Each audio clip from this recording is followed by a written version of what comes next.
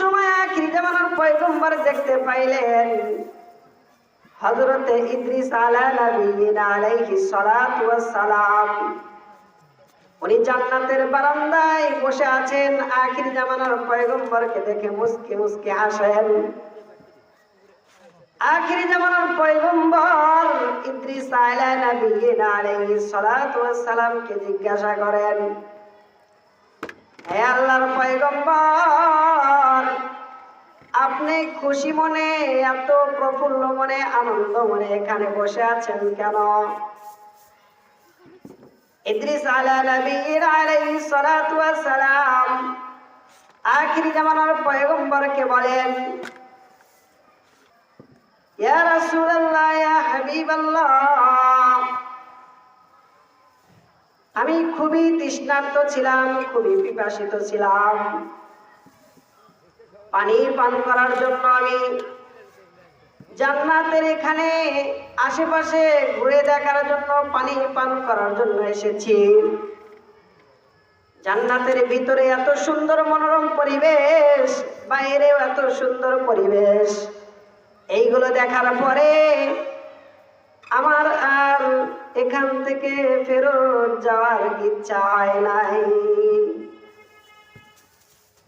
এইবার আখিরি জামানার পয়গম্বর ইদ্রিস আলাইহিস সালাতু ওয়াস সালামকে বলেন, হে আল্লাহর পয়গম্বর, এত সুন্দর পরিবেশ তুমি বাইরে দেখতে পাইতেছো, ভিতরেও এত সুন্দর পরিবেশ দেখতে পাইতেছো, তবে কেন তুমি জান্নাতের ভিতরে প্রবেশ করো না?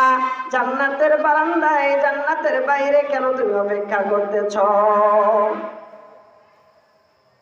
আখিরি জামানার পয়গম্বর যে সময় এই কথা বললেন, ইদ্রিস আলাইহিস সালাতু ওয়াস সালাম দুই চোখের পানি ছেড়ে দিলেন।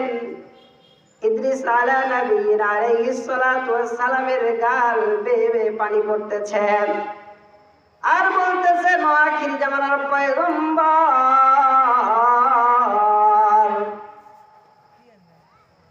আমি ইদ্রিস নবী জান্নাতে যাব কেমনে? আল্লাহ পাক তো আখিরি জামানার পয়গম্বরের উম্মত যেই পর্যন্ত জান্নাতে প্রবেশ না করাবেন, সেই পর্যন্ত আমি নবী ইদ্রিসেরও জান্নাতে যাওয়ার পারমিশন নাই। কি বোঝা যায়? আখিরি জামানার পয়গম্বরের উম্মতের দাম আছে কি নাই? আছে। এই জন্য সেই নবীর প্রতি আমরা আবারও সমস্বরে খুশি মনে সবাই একবার পড়ে নেই, সাল্লাল্লাহু আলাইহি ওয়াসাল্লাম। আপনারা যে কয়েকজন মানুষই আছেন, যারা বাইরে আছেন, তারা দ্রুত সময়ের মধ্যে বরকতি রহমতি সামিয়ানার নিচে এসে বসে যান। আর যারা এসেছেন তারা সুন্দরভাবে বসে থেকে বক্তার সাথে সাথে একটু তাল মিলাইয়া হু না সুবহানাল্লাহ আলহামদুলিল্লাহ এগুলো একটু পড়বেন তো ইনশাল্লাহ। প্রতিদিন তো আপনারা প্রতিনিয়ত দেখা যায় যে কাছিহারা, সোনামুখী, রোহাবাড়ি, হাজরাহাটি বিভিন্ন জায়গায় প্রতিনিয়ত মাহফিল হয় কিনা? এখন প্রতি গ্রামেই দেখা যায় 2, 4, 5টা, 2, 1টা, কমপক্ষে একটা করে মাহফিল হয় না? হয়। এই মাহফিলে যান আপনারা, আগে থেকেই বক্তা, কোন বক্তা ওয়াজ করবে এই জন্য আগে ইউটিউবে সার্চ দেন যে দেখি এই বক্তার ওয়াজটা কেমন। যদি কান মজা পায় শুনে বা ভালো লাগে, কণ্ঠ একটু ভালো, কেচ্ছা কাহিনী যাই বলুক, কিন্তু কণ্ঠ একটু ভালো, তাইলে সবাইকে দলে দলে যোগদান করার জন্য বলি, ভাই অমুক বক্তা আসতেছে, 1 লাখ টাকা বাজেট করে বক্তা আসতেছে, একটু দেখে আসি, চল যায়। হয় কিনা এরকম? কিন্তু আপনাদের কাছে আমার আর্জি, আমি তো ওই মানের বক্তাও না, 1 লাখ টাকা বাজেট করে আসি না, আমার তো সেই পরিমাণ সুরও নাই, কণ্ঠও নাই। আমি এখানে কোরআনে কারীম থেকে একটা আয়াত, হাদিস শরীফ থেকে একটা হাদিস পাঠ করেছি।